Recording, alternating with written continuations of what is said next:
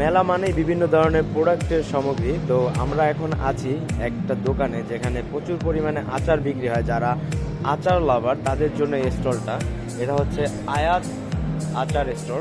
তো মেলা ছাড়া আপনারা এই স্টলগুলো পাবেন না। তো এখানে কি কি ধরনের আচার আছে আমরা দেখব। এখানে আপনারা দেখতে পাচ্ছেন বিভিন্ন ধরনের আচার আছে। জলপাইয়ের আচার এখানে 250 গ্রাম 300 টাকা। এখানে দেখছেন কদবেল, কিশমিশ, আলু বোখারা, টক জলপাই, আনারস, গরুর মাংসের আচার।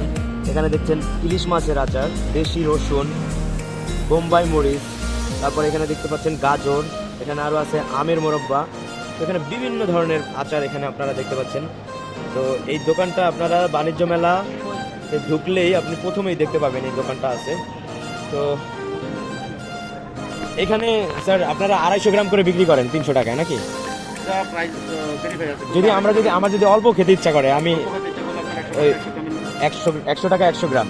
তো এই দোকানটা আপনারা গেট দিয়ে ঢুকলেই প্রথমেই আপনারা দেখতে পাবেন এই যে আয়াত আচার ঘর। তো এখানে আপনারা যারা আচার লাভার আছেন তারা চলে আসবেন আচার খাওয়ার জন্য।